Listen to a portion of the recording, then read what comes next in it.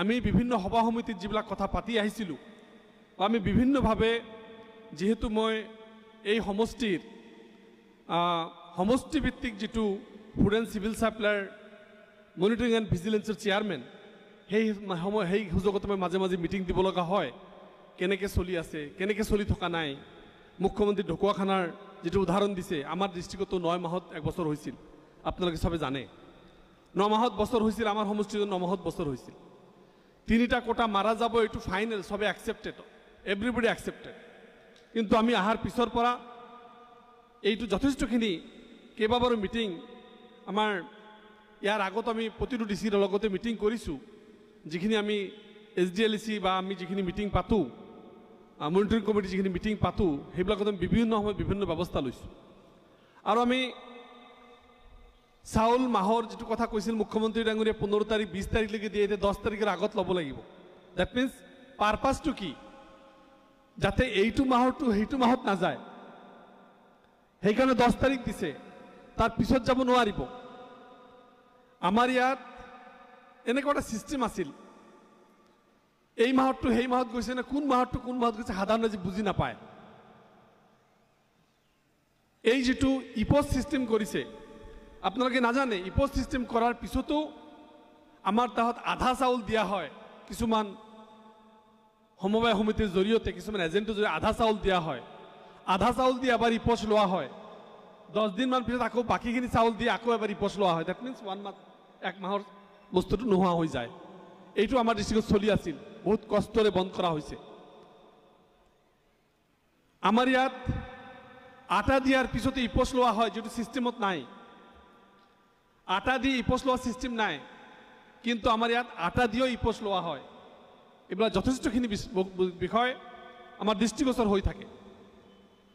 আমাৰ কৰ্ণগোচৰ হৈ থাকে এইবিলাক আমি কনসাৰ্ন ডিস্ট্ৰিক্ট অথৰিটিৰ লগত আলোচনা কৰি কেনেকৈ সমাধান কৰিব পাৰি গভৰ্নমেন্টেৰ যেটো purpose central government and state গভর্নমেন্টের যেটো purpose food security their right to food এই NFSA 13 এর জৰিয়তে ৰাইট টু ফুড এস্টাবলিশ কৰিব যোৱা হৈছে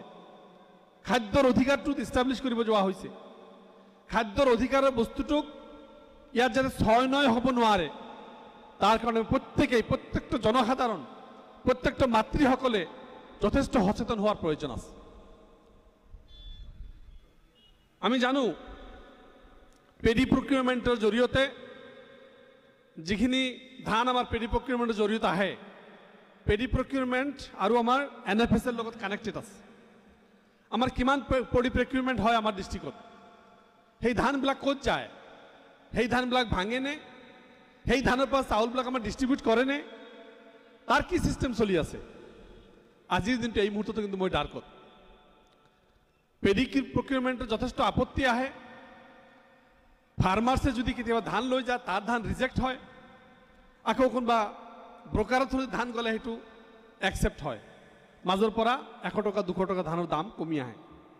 এই সিস্টেম লাগে চলি আছে আমি চেষ্টা কৰি আছো এইবিলাক কেনেকৈ বন্ধ কৰিব পাৰি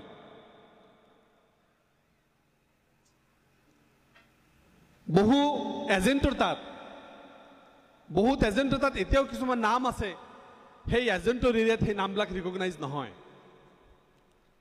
সেই এজেন্টৰ তাত সেই নামবিলাক ৰিকগনাইজ নহয় কোন হয় ফ্যামিলিটো এইটো ফ্যামিলিৰ নামত 7 জন মানুহ আছে সেই মানুহজন কোন হয় চিনি নাপায়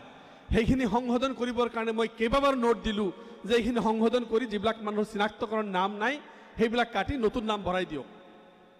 সেইটো হৈ থকা নাই সেইটো আমাৰ ইয়াত হৈ থকা নাই আৰু যেটো সিস্টেমত হৈছে এই কথাখিনি মই নকওঁ আজি সৰকাৰি কাৰ্যসূচী পৰবৰ্তী সময়ত আৰু এটো আমি স্পষ্টভাৱে এটো থমাই যাম খালি আমাৰ এটা কথা সৰকাৰৰ উদ্দেশ্য সৰকাৰৰ ইন্টেনশন ইজ ভেৰি নভেল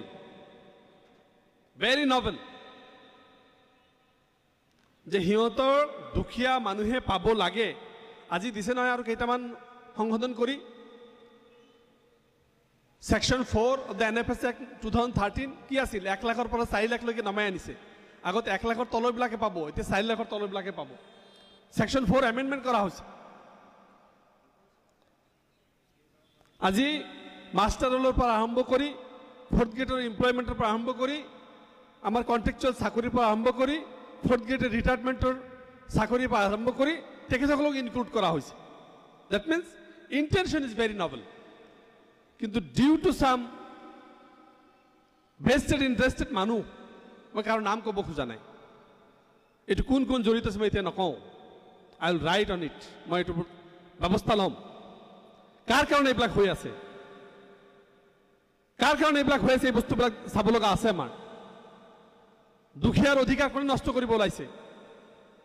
ক'ৰ পৰা ছিষ্টেমত কেনেকৈ চলি আছে, সকলো বিষয় ব্যৱস্থা লোৱা হ'ব। মই শেষত মাননীয় মুখ্যমন্ত্ৰী ডাঙৰীয়াই যি আঁচনি ঘোষণা কৰিছে, সঁচাকৈ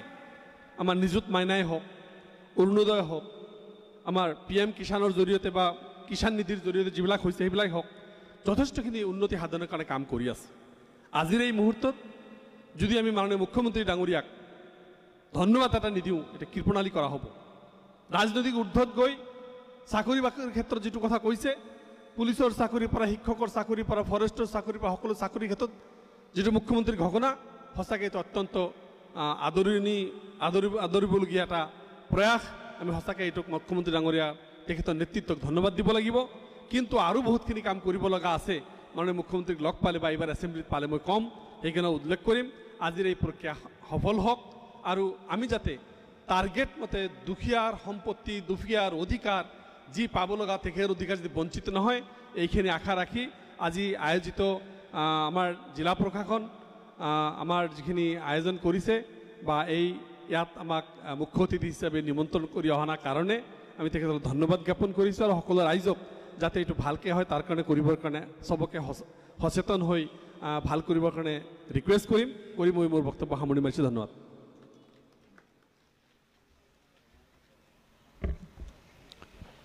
ধন্যবাদ মহাশয়। নতুন ৰেচন কাৰ্ড বিতৰণৰ প্ৰথম পৰ্যায়ৰ আনুষ্ঠানিক কাৰ্যসূচীত এইবাৰ মঞ্চলৈ আমন্ত্ৰণ জনাব বিচাৰিছোঁ আমাৰ সমষ্টিৰ বিভিন্ন প্ৰান্তৰ পৰা অহা কেইগৰাকী হিতাধিকাৰীক। আৰু আমাৰ হিতাধিকাৰীসকলক আনুষ্ঠানিকভাৱে ৰেচন কাৰ্ড বিতৰণ কৰিব আজিৰ অনুষ্ঠানৰ অতিথিবৃন্দই। সৰ্বপ্ৰথমে ৰেচন কাৰ্ড গ্ৰহণ কৰিবলৈ মই আমন্ত্ৰণ জনাইছোঁ মঞ্জিলা খাতুন। ৰেচন কাৰ্ড প্ৰদান কৰিবলৈ অনুষ্ঠানৰ মুখ্য অতিথি আমাৰ সন্মানীয় বিধায়ক অধিবক্তা শ্ৰীযুত আমিনুল ইছলাম ডাঙৰীয়াক অনুৰোধ জনাইছোঁ।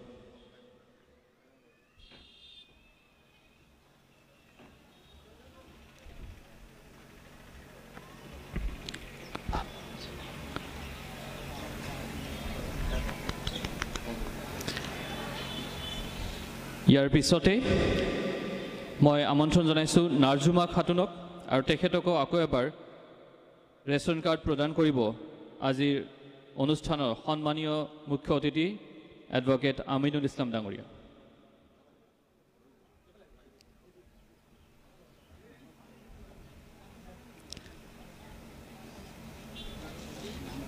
এইবাৰ মই আমন্ত্ৰণ জনাইছোঁ শ্ৰীমতী সূৰ্যদেৱী হাজং।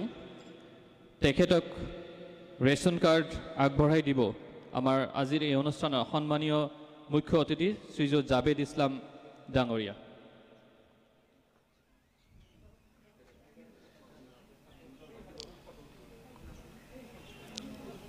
পৰৱৰ্তী হিতাধিকাৰী ৰীনা ডালুক আগবাঢ়ি আহিবলৈ অনুৰোধ জনাইছোঁ আৰু তেখেতক আকৌ এবাৰ ৰেচন কাৰ্ড আগবঢ়াই দিব আমাৰ অনুষ্ঠানৰ মুখ্য অতিথি শ্ৰীযুত জাবেদ ইছলাম ছাৰ।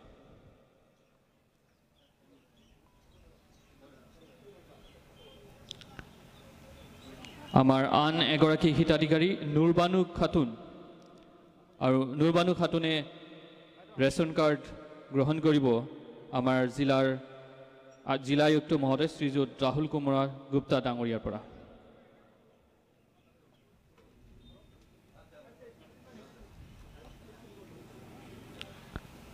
এইবাৰ আগবাঢ়ি আহিব নিৰামণি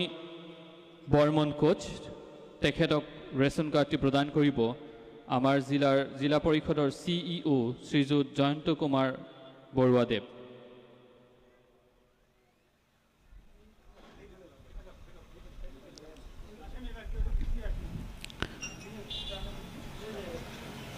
আৰু অন্তিম গৰাকী হিতাধিকাৰী সুস্থি দেৱী হাজং। তেখেতক ৰেচন কাৰ্ড প্ৰদান কৰিব আমাৰ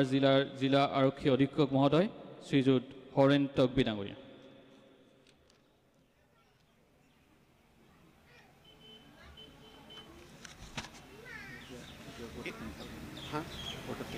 নাই এতিয়া সেই হ'ব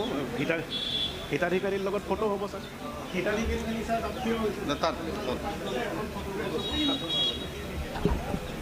এতিয়া আমাৰ মঞ্চত উপবিষ্ট সমূহ অতিথিবৃন্দক আমি আমাৰ হিতাধিকাৰীসকলৰ সৈতে